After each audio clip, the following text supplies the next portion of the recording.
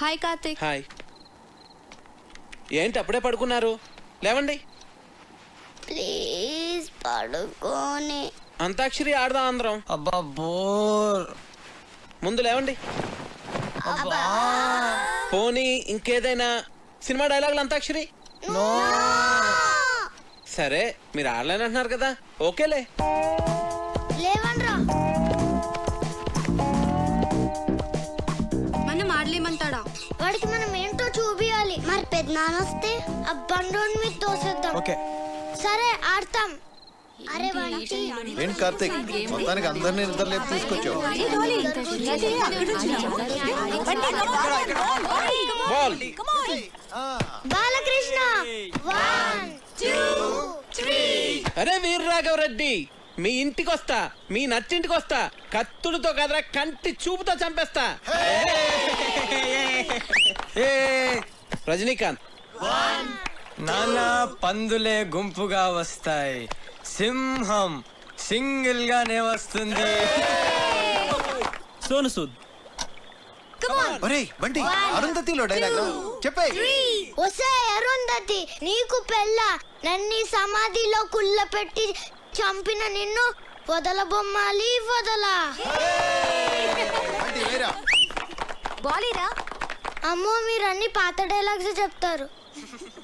Genelia 1 2. Okay okay okay, వీలైతే 4 మాటలు, కుదిరితే ఒక కప్ కాఫీ. మహేష్ బాబు 1 2 3. ఎవడు కొడితే దిమ్మ తిరిగి మైండ్ బ్లాక్ అవుద్దో వాడే పండుగాడు. నేనే. ఏంటి? చిరంజీవి 1 2 3. చేయి చూడు ఎంత రఫ్ గా ఉందో, రఫ్ ఆడిచ్చేస్తా. కమ్ ఆన్ ఆపిల్ వేయ్. సాయి కుమార్ 1 2 3. ఓడిపోయాడు ఓడిపోయాడు ఓడిపోయాడు ఓడిపోయాడు ఓడిపోయాడు ఓడిపోయాడు ఓడిపోయాడు. Happy birthday Kavya.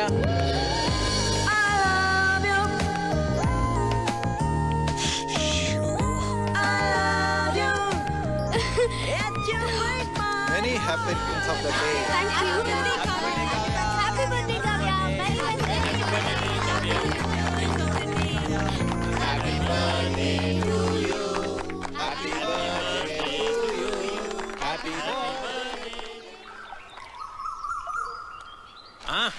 Happy birthday రా. Many many happy returns of the day. నువ్వు ఎప్పుడు ఇలాగే సంతోషంగా ఉండాలి. నీ బర్త్డే గిఫ్ట్. థ్యాంక్స్ నాన్న.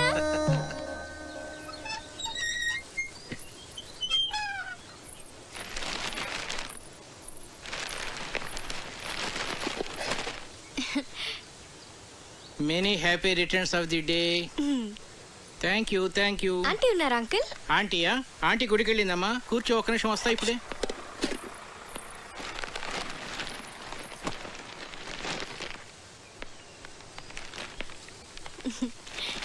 బార్నవిటమ్మా తీసుకో. Thanks uncle. ఎలా ఉందమ్మా? బానే ఉంది కానీ ఇదే ఏదోలా ఉంది. ఆర్ట్ పేరు కదా, చాలా. అదే నీకు చెప్పాలనుకున్నాను. అందుకే ఈడు జోడు అంటారు.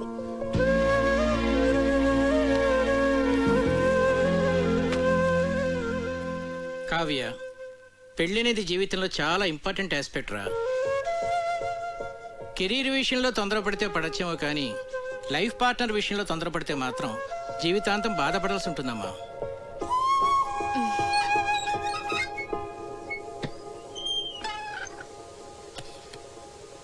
అంకుల్, మీరు ఆంటీతో హ్యాపీగానే ఉన్నారుగా? ఎలా ఉన్నావా? బాగున్నా ఆంటీ. పుట్టినరోజు శుభాకాంక్షలు.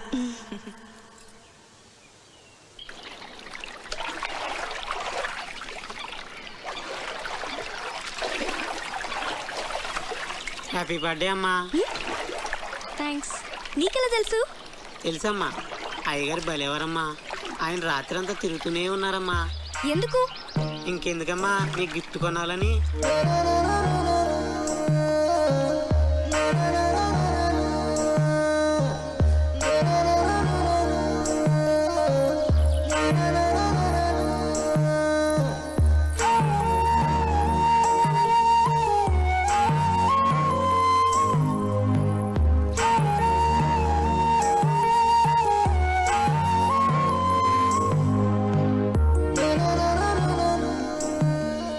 కూతురు డీప్ లవ్లో ఉందిరా. లావుగా ఉన్న నా భార్యను ఎగ్జాంపుల్గా చూపించి నువ్వు హ్యాపీగానే ఉన్నావు కదా అంకుల్ అని అడిగింది. నీ కూతుర్ని నిలదీయకుండా కరెక్ట్గానే డీల్ చేసావురా. నాకు ఇప్పుడు ఏం చేయాలో అర్థం కావట్లేదురా.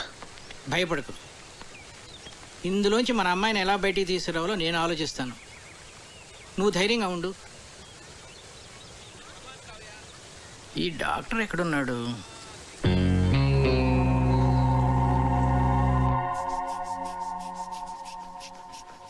ఏంటి మీ పెద్దనాన్నకి ఏమైంది? ఈ general health checkup monthly once ఇంట్లో అందరికీ జరుగుతుంది. ఇది పెద్దనాన్న రూల్. ఏంట్రా బీపీ ఇలా సడన్ గా రైజ్ అవుతోంది? Doctor Karthik, Karthik doctor.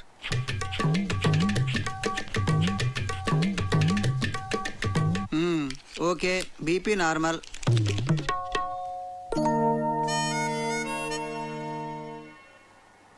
Doctor, ఏంట్రా? మా ఫ్యామిలీలో ఎప్పుడు కొలెస్ట్రాల్ టెస్ట్ చేయలేదు కదా? కొలెస్ట్రాల్ టెస్ట్ ఎప్పుడు చేయలేదు. పైగా కొలెస్ట్రాల్ చాలా డేంజరస్ రా. హార్ట్ డిజీజ్ కి అది కూడా ఒక main reason. So lipid profile test చేసేద్దాం అందరికి. చేసేద్దాం.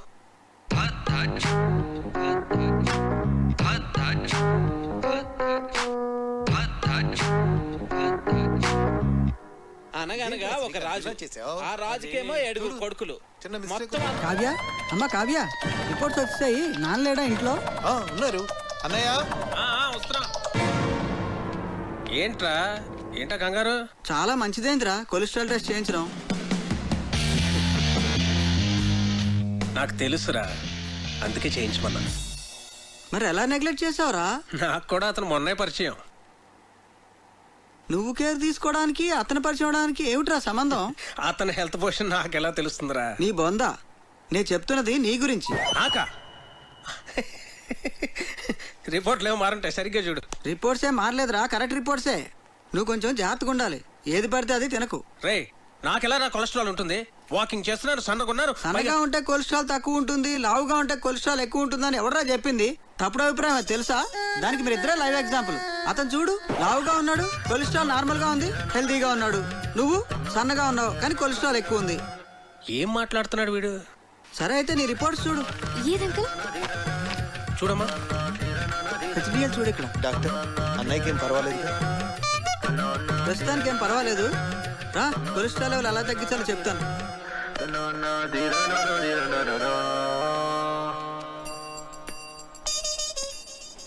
ఆ టెడ్డీ బేర్ గడికి గ్యాస్ట్రిక్ ట్రబుల్, స్టమక్ క్యాన్సర్ ఉండే ఉంటుంది. డాక్టర్ని పిలిపించాను. ఇప్పుడు ఏం జరిగిందో చూడు. నీకు బీపీ ఉందని తెలిసింది కదరా. ముందు లేదు, ఇప్పుడు ఆడ వల్ల వచ్చింది. వాడు దొరుకుతాడు అనుకున్నాను, నువ్వు దొరుకుతావని నాకేం తెలుసు? వాడిని ఎలా రా ఇక్కడి నుంచి తరివేయడం? Lakshmipati, wait and see.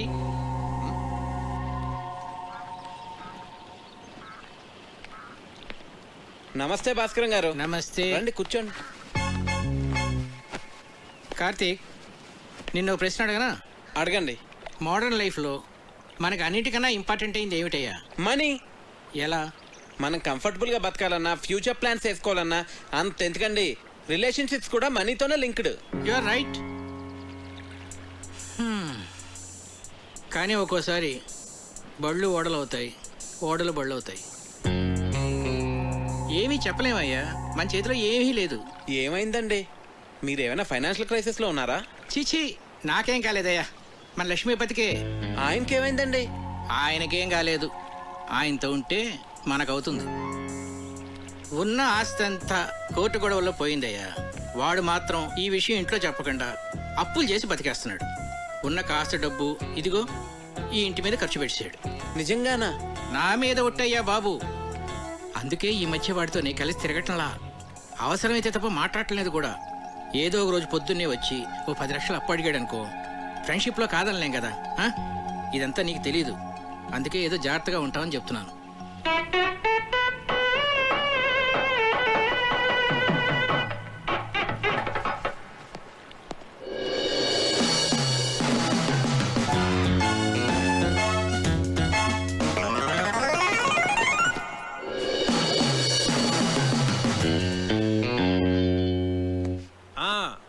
మర్చిపోకండి, ఆ డెకరేషన్లో కరెక్ట్గా చేసే వాళ్ళకి పురమాయించాలండి. ఆ తర్వాత మన ప్రియ పెళ్లిలో అన్ని రకాల నాన్ వెజ్లో ఉండాలి అఖిరాజ్ గారు. మర్చిపోకండి. సరే.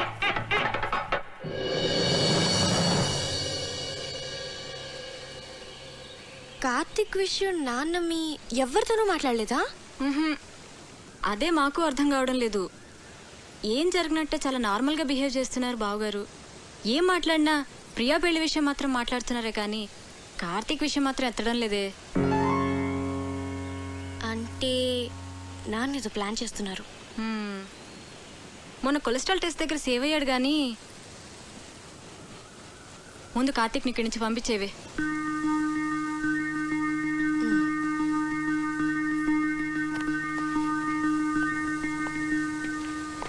కార్తిక్ నీ గురించి వస్తున్నాను. నేను నీ గురించి వస్తున్నాను. ఏ ఎందుకు ఊరిపోతావా? టికెట్ తీసేనా? మీ నాన్న ఫైనాన్షియల్ స్టేటస్ గురించి నీకు తెలుసా? ఏ కట్నం అడుగుతావా? మీకెవరికి అర్థం కావట్లేదు. లైఫ్ అంటే లగ్జరీసే కాదు కావ్య, లైబిలిటీస్ కూడా. ఫ్యామిలీ అంటే పండుగలు వచ్చినప్పుడు సెలబ్రేట్ చేసుకోవడమే కాదు, ప్రాబ్లమ్స్ వచ్చినప్పుడు ఒకరికొకరు సపోర్ట్గా ఉండాలి. సినిమా చూసొచ్చావా? నేను ఎక్కడికి వెళ్ళను, ఇంకా కొంతకాలం ఇక్కడే ఉంటాను. ఏ అవును, మీ ఇంట్లో పని వాళ్ళు ఎంతమంది ఉన్నారు?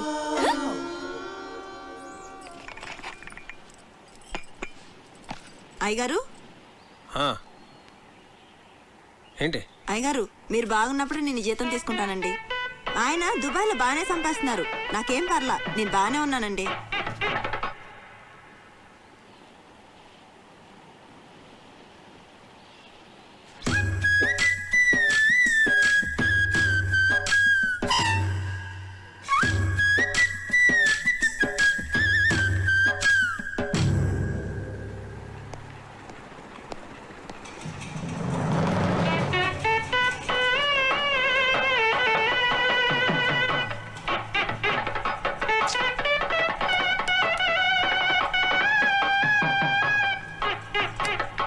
ఇది ఓకేనా? చాలరా కావ్య, తిను కార్తీక్. కొంచెమే చాలు. చూస్తున్నావు తిను. తినవే. మరి నెయ్యి తర్వాత వేస్తానులే. తర్వాత కళ్యాణి, మండువాల ఫ్యాన్స్ అయి ఊరుకునే తిరుగుతున్నాయి, చూస్తే ఎవరూ లేరు. నేను ఆఫ్ చేసేసాను. అలా కరెంట్ అయి వేస్ట్ చేయకండి. రేపు నుంచి వేడి నీళ్లు గీజర్తో కాయొద్దు, కరెంట్ బిల్ ఎక్కువ వస్తుంది, అనవసరమైన ఖర్చు. తాటిమట్లో ఎండు కొబ్బరాకులు ఎవరు పడితే వాళ్ళు పట్టుకుపోతున్నారు, వాటితోనే నీళ్లు కాయి. ఇలా చేస్తే మనం ప్రతి నెల 300 కరెంట్ మీద సేవ్ చేయొచ్చు.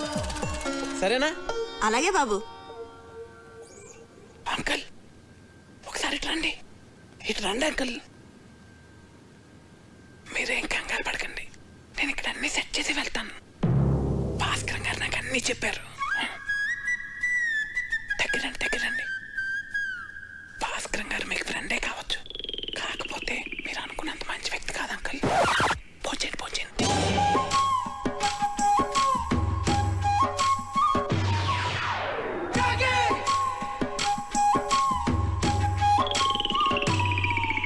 అసలు ఏం చెప్పారో వాడికి? రేయ్, నువ్వు కంగారు పడకు, నన్ను కంగారు పెట్టుకో. అసలు ఏం జరిగిందిరా? మా పనోళ్ళు జీతాలు తిరిగి చెడిపోతున్నారు. ఆ టెడ్డీ బేర్ గడేమో పొదుపు చర్యలు అంటాడు, పైగా ఆ భాస్కరం మీరు అనుకున్నంత మంచోడు కాదంటాడేంట్రా. ఇలా అడ్డం తిరిగిందేమిట్రా కదా? నన్ను కొంచెం స్థిమితంగా ఆలోచించుకునేరా. భాస్కరం గారు, రిజిస్టర్ పోస్ట్ ఇంట్లో ఇచ్చానండి. రాజుగారు, నేను విన్నది నిజమేనా అండి? మీరేం భయపడకండి, మన ఊరు మొత్తం మీతోనే ఉంది. ఉంటానండి. ఇదిరా నా పరిస్థితి. ఏం చెప్పావురా వాడికి? కోర్టులో నీ ఆస్తి అంతా పోయిందని, నువ్వు బికారి అయిపోయావని చెప్పాను. ఏంటి? నాకేం తెలుసురా వాడు ఇంత పెద్ద ఇష్యూ చేస్తాడని. విషయం వినగానే నిన్ను కావిని వదిలేసి పారిపోతాడనుకున్నాను. రే, ఏదోటి చేయరా బాబు, లేకపోతే ఈస్ట్ గోదావరి ప్రజలందరూ చందాలేసి నా కుటుంబాన్ని పోషిస్తామనేలాగా ఉన్నారు. సర్లే, నేనే ఏదో ఒకటి చేస్తాను.